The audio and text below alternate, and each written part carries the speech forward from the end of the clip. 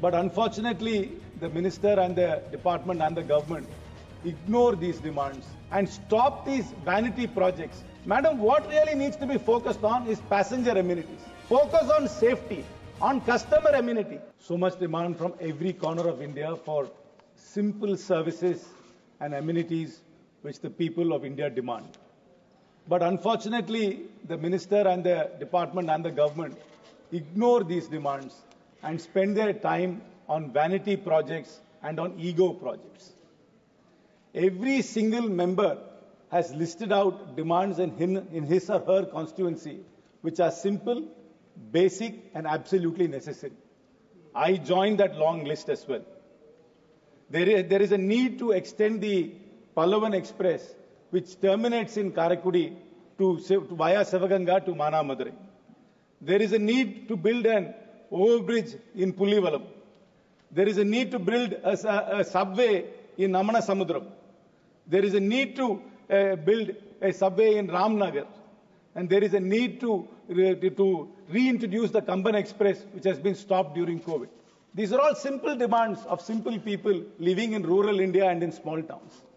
But this minister, who is a very articulate man and highly educated man, I'm not doubting his educational qualification, he has to listen to us and stop these vanity projects of trying to build, as my learned colleague Mr. Meena said, about giving numerous trains to Ahmedabad and having these mythical speed limits, the speed trains, which are never going to be achieved because there is no infrastructure for trains to travel at this speed.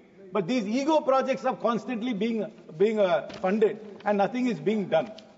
Madam, what really needs to be focused on is passenger amenities. We are hearing so many cases of overcrowding in trains. People with reserved tickets are not able to get their berths because unreserved passengers are getting in and occupying their seats. In fact, during one of the incidents in Chennai, more than 2,500 people got into a train which has a capacity of only 1,000. Can you imagine the hardship faced by the average passenger? Can you imagine the hardship faced by a senior citizen who had a reserved ticket and a reserved berth? These are the things which the government must focus on. But unfortunately, this government does not focus on them.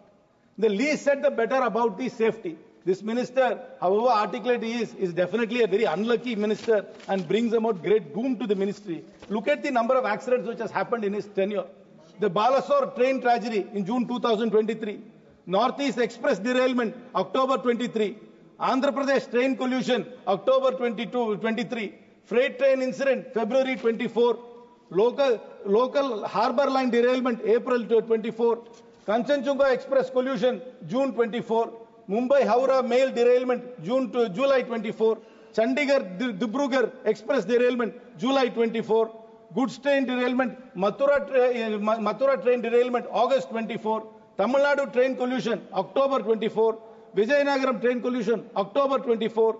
Jaipur train collision, October 24. Viluppuram, January 25. Now recently, madam, a stampede in the capital city of India.